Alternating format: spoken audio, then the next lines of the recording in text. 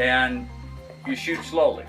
And people go, well, that's not combat shooting. I want to shoot fast, Ron. I want to do all this, high-speed precision shooting. What the smaller dots reinforce is letting the shot break and only moving your trigger finger. If you do anything other than isolating the finger and allow that gun to recoil, it's not going to hit that dot. So what we would like to do is start reinforcing what we call the full shooting cycle. So what we're going to do this morning, we're going to operate at our speed of success.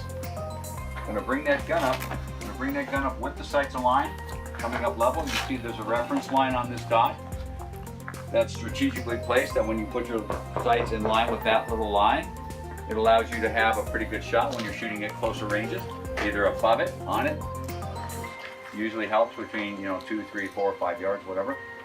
And then bring it up with the sights aligned. What do you need to see? What do you think you're going to need to see all the way through the trigger press on that dot? Is it okay to be up here or down here or over here? It should be parallel with the line. It should be parallel with the line, but it should be centered and it should be parallel and it should be level at the top. I'm going to hold it on that reference line, or even above it if I'm close. Isolation of the trigger finger, I think we've talked about that enough. That's the heart of it. Being able to isolate and move the finger without disturbing the alignment, or the picture doesn't get rippled. Remember what I talked about, a glass full of water or a lake, calm lake in the morning, you're out there, you watch, there's not a breeze stirring, the water is glassy smooth.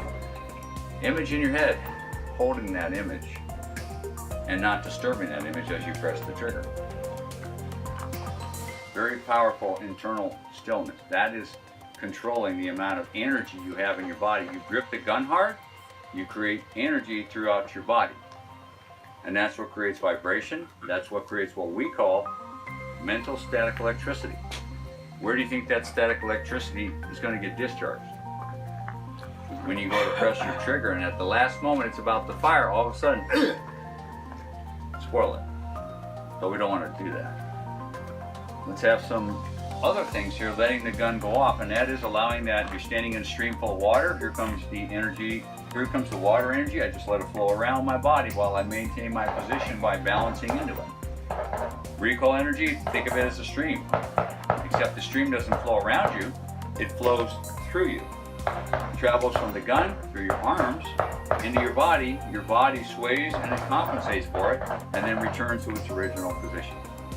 If you look at a high-speed camera slow-mo, you can see all this happening.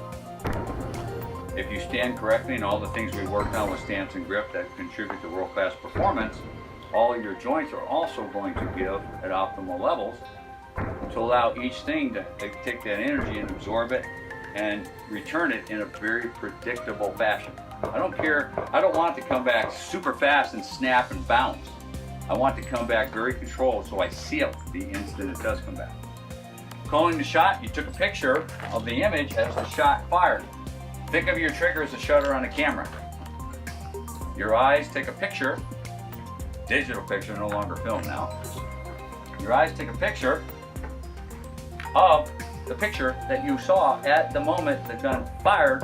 Where was that edge of the sight in relation to the target when the gun fired? That's what you need to look at. That's where you put your attention. If I'm thinking about grip, stance, and trigger, and I'm not thinking of vision every instant, I'll lose that image as I go to fire. I have to look at it in recoil, when the gun fires and as it's lifting.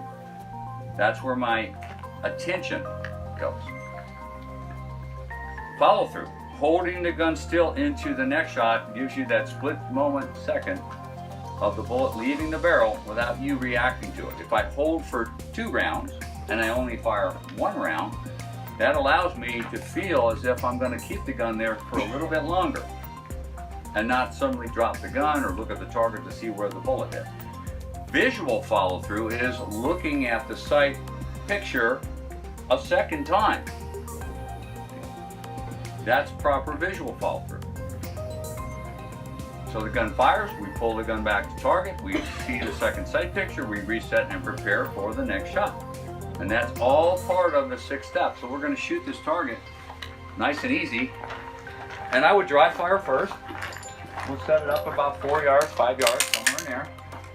Set it up for success. We're going to dry fire.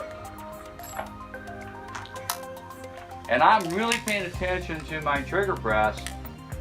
Like taking a picture, I hold the camera still, get the camera picture, and without yanking the shutter, by pressing that shutter nice and gently, I'm going to take a nice picture of that target.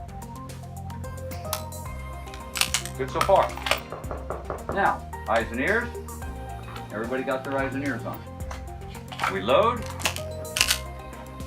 Bring it up on target, sights aligned.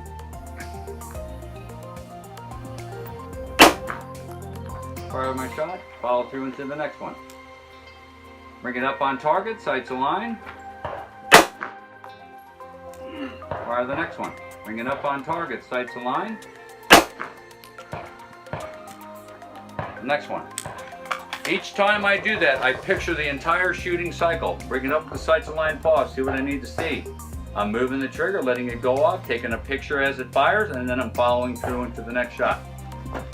That is the shooting cycle. This reinforces extremely good habits that will serve you as you go faster and faster or farther and farther. Got it? All right, let's get started.